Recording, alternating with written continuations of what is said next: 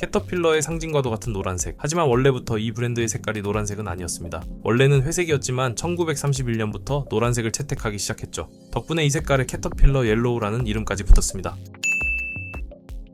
아마 건설 현장에서 일하시는 분들 이 로고를 보신 적이 있을 겁니다. 불도저, 굴삭기, 덤프트럭 등 건설 현장에서 쓰이는 중장비에 붙어있는 이 로고, 바로 캐터필러라는 회사의 로고입니다. 1925년에 시작된 미국 출신의 중장비, 제조 분야 세계 최대 기업으로 굴삭기, 트럭, 아스팔트 포장기 등의 중장비부터 각종 산업의 기술 솔루션, 선박 엔진, 시추용 엔진 등을 생산하는 기업입니다. 무한 궤도와 노란색 도색이 특징이라고 할 수 있는 회사죠. 아주 오랫동안 굳건히 업계 1위 자리를 지키고 있는 이 회사, 과연 어떻게 1등을 해올 수 있었을까요?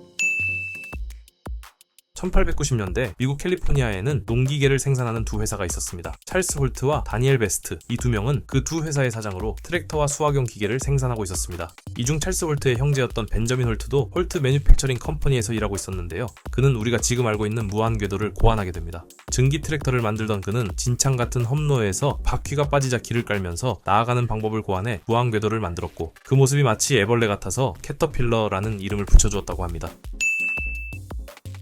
이후 1909년 벤저민 홀트는 캐터필러 개발의 성공을 바탕으로 미네소타주 미니애폴리스에 공장을 씁니다. 그해 10월 그의 조카가 벤저민으로부터 공장을 사들여 홀트 캐터필러 컴퍼니를 세우게 되는데요. 이 회사가 바로 캐터필러의 전신입니다. 당시는 이전에 그랬던 것처럼 트랙터를 주로 만들었다고 하네요. 이후 캐터필러사는 크게 성장하게 됩니다. 제1차 세계대전 중에 홀트의 회사에서 만든 트랙터가 연합군에서 사용되었고, 가장 중요한 전쟁 운송수단의 하나로 평가받게 되면서 막대한 돈을 벌어들이게 되죠. 여기에 연합군의 탱크에 무한궤도가 장착되기까지 하면서 캐터필러사는 이름을 널리 알리게 됩니다.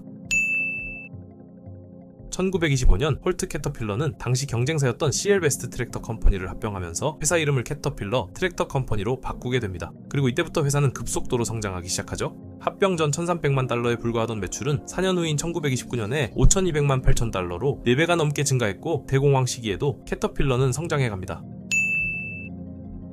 그렇다면 캐터필러가 이렇게 성공할 수 있었던 요인은 무엇일까요?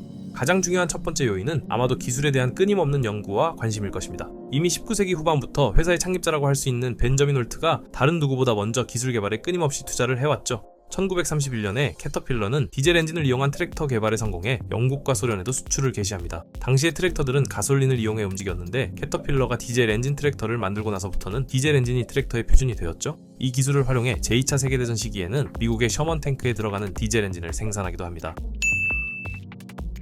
두 번째 성공 요인은 이런 기술적 발전을 통해 쌓은 캐터필러라는 브랜드 이미지였습니다. 전후의 캐터필러는 더더욱 성장하게 됩니다. 전후 재건 계획을 위해 트랙터와 트럭이 필요했고, 이미 브랜드 이미지를 쌓아왔던 캐터필러의 제품을 사람들이 선호하게 된 것이죠. 이때부터 불도저 하면 캐터필러라는 인식이 생겼다고 하는데요. 아마도 사람들이 직접 써보고 느낀 품질이 그만큼 좋았기 때문이 아닐까요?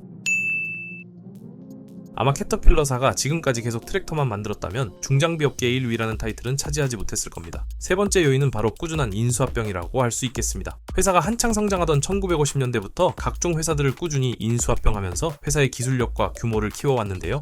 지게차 생산회사, 디젤 엔진 회사, 광산 장비 업체, 철도 관련 업체, 대형 디젤 엔진 업체 등을 인수해왔습니다. 현재에도 캐터필러사는 인수합병을 통해 얻은 기술을 바탕으로 다양한 중장비를 생산해오면서 1위 자리를 유지하고 있습니다.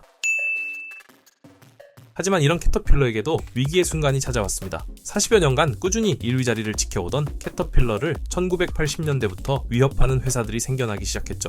바로 일본의 건설 장비 기업들, 그 중에서도 코마츠라는 회사가 성장세를 바탕으로 도전장을 내밉니다. 1980년대 초반에 달러 가치가 과대평가되면서 판매에 큰 어려움을 겪게 된 것입니다. 환율 때문에 상대적으로 일본의 제품들이 저렴해지면서 소비자들은 코마츠사의 중장비를 구매하기 시작했죠. 여기에 공장 노동자들이 장기 파업을 하면서 심각한 위기가 찾아옵니다. 이 위기를 타개하기 위해 캐터필러는 공장을 폐쇄하고 인력을 감축하면서 비용을 절감했고, 미쓰비시 중공업과 합작해 일본 내수 시장을 공략하는 등 여러 노력을 기울입니다. 그리고 공장에서 만들어지는 핵심 부품을 모두 표준화하고, 부품을 다른 기업으로부터 조달받는 방식을 취해 파업이 일어나더라도 원활하게 제품을 생산할 수 있는 방안을 강구했습니다. 한마디로 기존에 있던 것들을 모두 바꾸는 중대한 결정이었죠. 하지만 이 결정이 다시 회사를 1위 자리로 돌려놓을 수 있었던 원동력이었습니다. 혁신을 몸소 실천하지 않으면 1위의 자리에 있더라도 나락으로 떨어질 수 있다는 것을 깨닫게 된 순간이었죠. 그렇다면 과연 캐터필러라는 회사는 어느 정도의 규모인 회사일까요? 이 회사에서 벌어들이는 수익이 한 나라의 전체 GDP보다 크다고 말하면 이상할까요? 2017년 캐터필러사의 수익은 450억 달러, 한화로 약 53조 원 정도라고 합니다. 요르단의 전체 GDP가 약 403억 달러 정도이니 정말 한 국가보다 큰 규모라고 말할 수 있겠네요. 이렇게 중장비 기업으로 유명한 캐터필러지만 중장비가 아닌 이상한 물건도 판매하고 있습니다. 스마트폰, 블루투스 스피커, 달력, 중장비 미니어처, 각종 의류까지 판매하고 있죠. 이 회사 과연 뭘 하는 회사일까요? 사실 이 제품들은 캐터필러사의 브랜드 이미지에 따라 사업군을 확장한 것입니다. 캐터필러사 하면 고객들에게 강인함, 내구성이라는 이미지를 가지고 있죠. 기존의 캐터필러 중장비가 가진 튼튼하다는 이미지를 확장시켜 의류부터 장난감까지 분야를 넓힌 것입니다. 오래된 역사를 가진 캐터필러, 위기도 있었지만 기술에 대한 투자와 혁신으로 현재까지는 1위 자리를 계속 지켜오고 있습니다. 하지만 2010년대 들어 원자재 가격 하락 등으로 회사의 매출이 감소했고 인원을 감축하는 등 한 발 후퇴하는 행보를 보여주고 있습니다. 하지만 전문가들은 캐터필러가 경제 호황기에 다시 한번 급성장할 수 있을 만큼의 능력을 보유하고 있고 성장 가능성이 있다고 판단했죠. 과연 앞으로도 캐터필러는 업계 1위 자리를 계속 지켜나갈 수 있을까요?